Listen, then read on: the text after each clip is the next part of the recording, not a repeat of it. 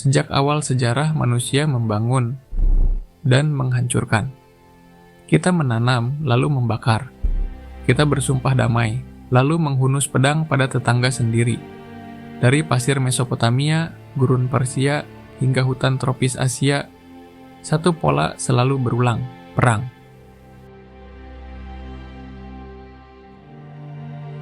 Ribuan tahun berlalu, peradaban tumbuh dan runtuh, tapi perang tak pernah benar-benar pergi. Mengapa? Apakah perang adalah kegilaan yang kita warisi?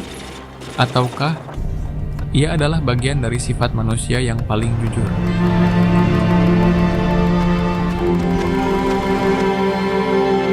Dalam sejarah manusia, tak ada satu abad pun yang benar-benar damai. Bahkan ketika kita bicara tentang kemajuan, demokrasi, dan kemanusiaan, di balik layar, dunia masih menyiapkan peluru berikutnya. Dalam dokumenter ini, kita akan menelusuri akar dari sifat paling tua dalam diri manusia, dorongan untuk berperang. Dari catatan kuno di tanah Mesopotamia, hingga perang diam-diam yang kini berlangsung di layar ponselmu. Karena mungkin, manusia tidak pernah berhenti berperang, hanya cara kita saja yang berubah.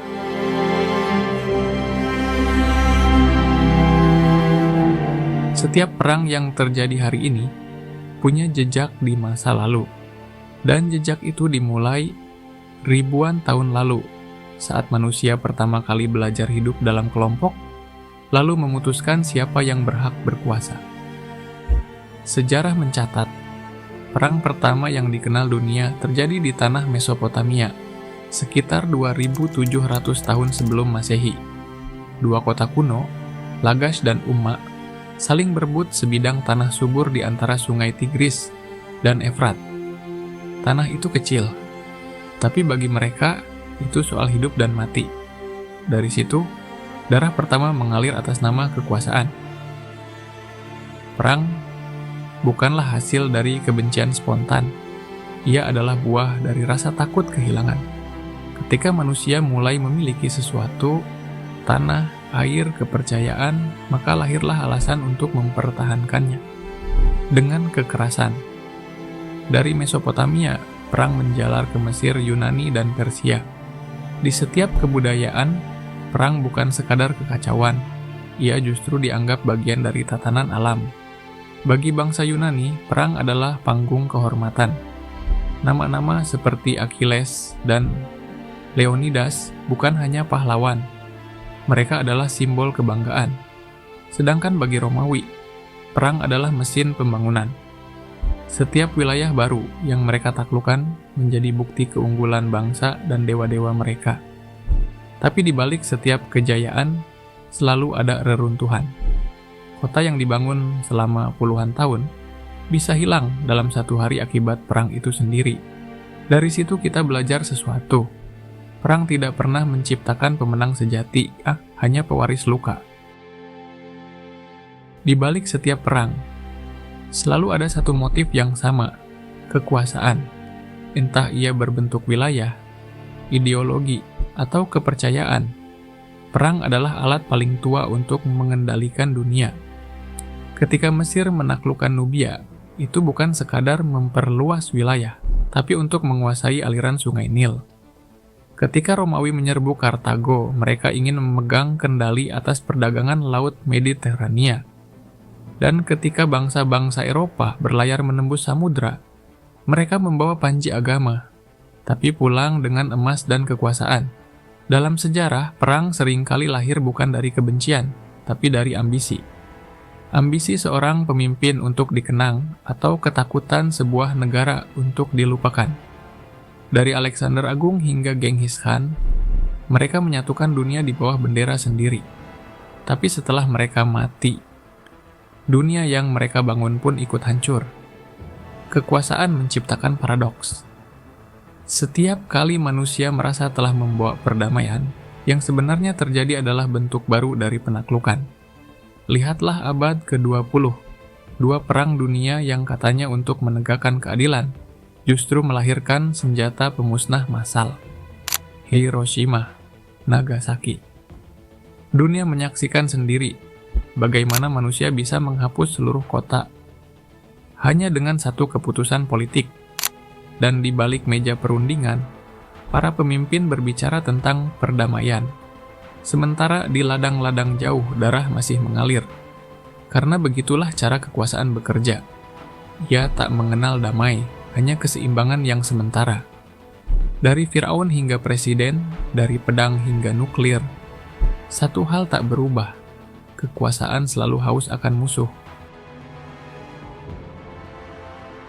Mengapa manusia berperang? Bahkan setelah tahu perang hanya membawa penderitaan. Jawabannya tidak selalu ada di medan tempur, tapi di dalam pikiran kita sendiri. Psikologi manusia menyimpan naluri yang diwariskan sejak zaman purba, yaitu bertahan hidup. Dalam dunia prasejarah, bertahan berarti melawan, melindungi kelompok, makanan, dan wilayah. Naluri itu terbawa hingga kini. Tapi bentuknya saja yang berubah. Dari tombak menjadi senjata nuklir. Dari kelompok suku menjadi negara. Para ilmuwan menyebutnya tribal instinct atau naluri kesukuan. Kita selalu ingin menjadi bagian dari kelompok dan secara alami mencurigai kelompok lain. Dari ruang kelas, politik, hingga agama, garis pemisah itu tetap ada. Kita dan mereka. Dua kata sederhana yang telah menyalakan begitu banyak perang dalam sejarah manusia. Saat manusia takut kehilangan identitas, ia cenderung menyerang lebih dulu.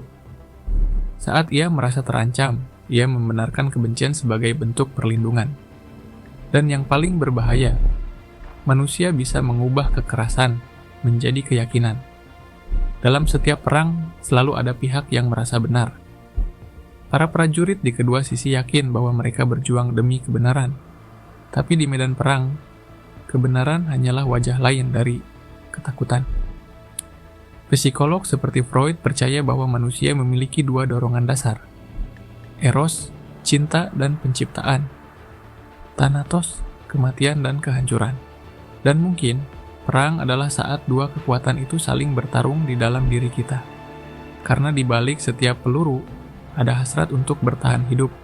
Dan di balik setiap doa untuk damai, ada ketakutan bahwa perang berikutnya hanya menunggu giliran. Hari ini, perang tidak selalu terdengar seperti ledakan. Kadang, ia hanya berbunyi seperti notifikasi. Dunia kini hidup di era di mana perang tidak lagi membutuhkan peluru. Cukup dengan data, algoritma, dan opini yang dibentuk, satu negara bisa menjatuhkan negara lain tanpa menembakkan satupun peluru.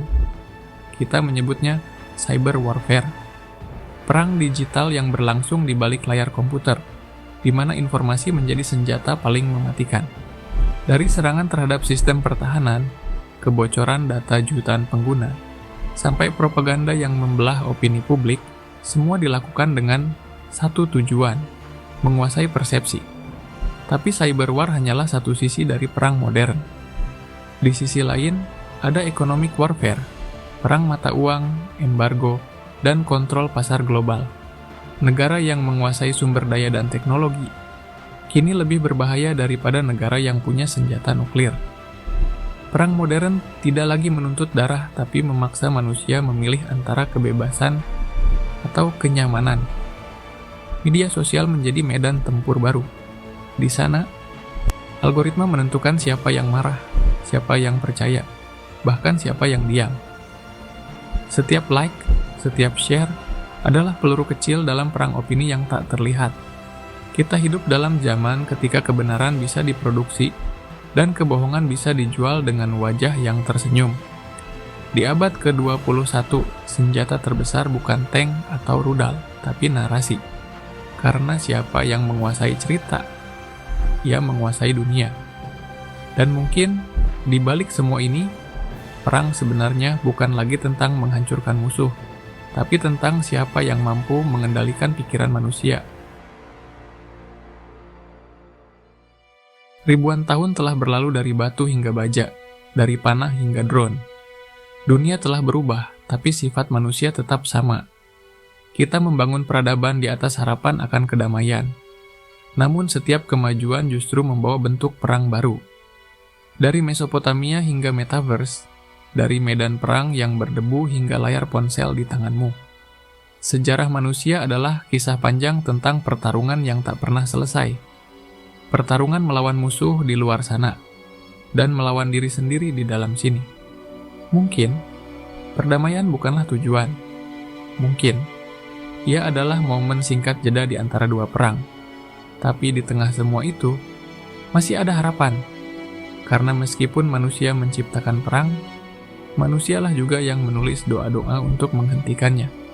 Setiap kali seorang anak menolak kebencian, setiap kali seorang guru mengajarkan empati, setiap kali seseorang memilih memaafkan, disitulah perang perlahan berhenti. Dunia mungkin tak akan pernah benar-benar damai, tapi kita selalu punya pilihan untuk tidak menyalakan api berikutnya.